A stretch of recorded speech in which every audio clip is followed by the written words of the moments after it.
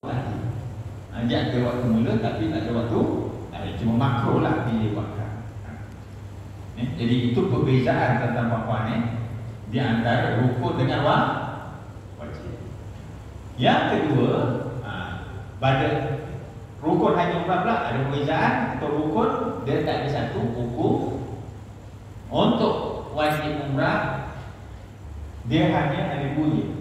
Tak ada mampir, tak ada nota. Sebab itu kalau pergi umrah, jangan tanya kat mentawai, bila kita nak pergi nota ni? Dia tak ada.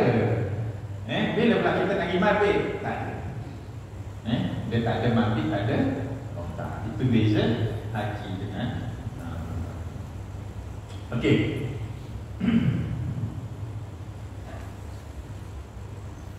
Dan ini semua dia ada waktu-waktu dia. Kalau yang wajib ni ada waktu dia. Kalau haji saya dah sebut tadi daripada 1 Syawal sampailah selewat-lewatnya sebelum terbit fajar malam 10 Zulhijjah. Kemudian larangan ihram dalam tempoh berihram. Bila dah dalam tempoh ihram bermula daripada saat kita dah berniat, maka bermula batanglah larangan. Maka dah tak boleh buat. Lagi cepat berniat, lagi cepat bermulanya larangan. Dan tadi saya sebut nak berniat dekat mana? Miqat. Nak berniat dekat miqat. Kalau kita berniat betul-betul dekat miqat, maka tempoh kita terikat dengan batang larangan ni tak lama lah. Tapi kalau berniat sebelum miqat, naik kapal terbang sebelum, terus dia berniat, boleh tak tadi? Boleh. Tapi kat situ dah mula dia punya pantang larang. Lagi lama lah. Ada setengah semangat sangat lagi haji umrah, dekat rumah dah niat.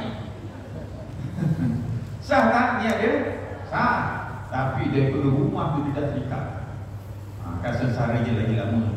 Jangan buat Ini cuma nak jelaskan. Jadi kena ingat, larangan bermula daripada saat berniat, dia akan berakhir bila kita dah tahallul. Kalau yang haji lepas melontar dia bercukur dah tahallul awal, maka berakhir sebahagian yang dilarang. Dah boleh pakai baju biasa, dah boleh pakai minyak wangi, dah boleh pakai minyak rambut dan sebagainya.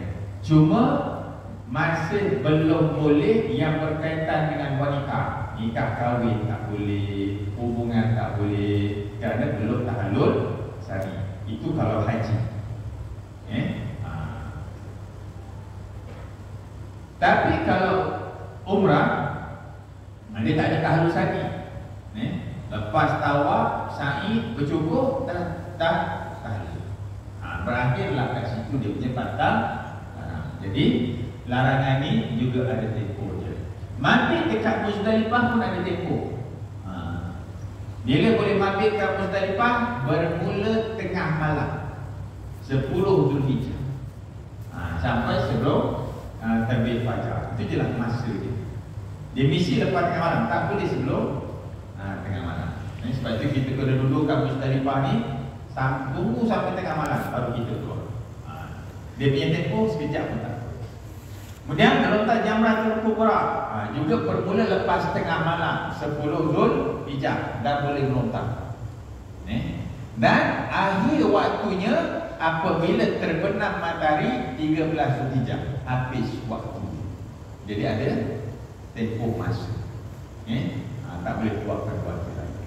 Itu juga permalan dekat Mina, melontar 3 jamrah kat Mina, itu juga ada tempoh masa. Dia akan berakhir pada petang sebelum maghrib 13 Zulhijjah. Itu waktu akhir. Ini kena jaga masa-masa ni. Tapi kalau umrah dia tak banyak, 2 je. Niat ihram dekat miqat yang dah disebut tadi. Kalau daripada Malaysia direct, kita akan berniat dekat mana? Barnul Manazil. Kalau dari Madinah dekat mana? Berarti itu tempat kita berniat. Tapi kalau tak berniat dekat miqat, sah tak niat? Soalan. Kalau sebelum boleh, harus. Ini dah melepasi miqat. Sampai kat Jeddah baru perasan, dah sampai. Boleh tak ketika itu berniat. Pasal dia kata niat kat mikot. Ini dah lepas mikot, nak berniat. Boleh tak? Boleh. Masih boleh.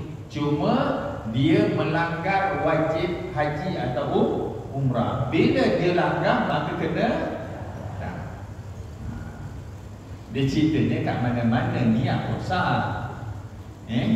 Tapi kalau melepasi mikot, dia kena bayar. Dah, tu je, beza je. Tapi niat tetap sah. Kalau nak elak kena bayar dam, dia kena pergi balik kat tempat sepatutnya dia berniat.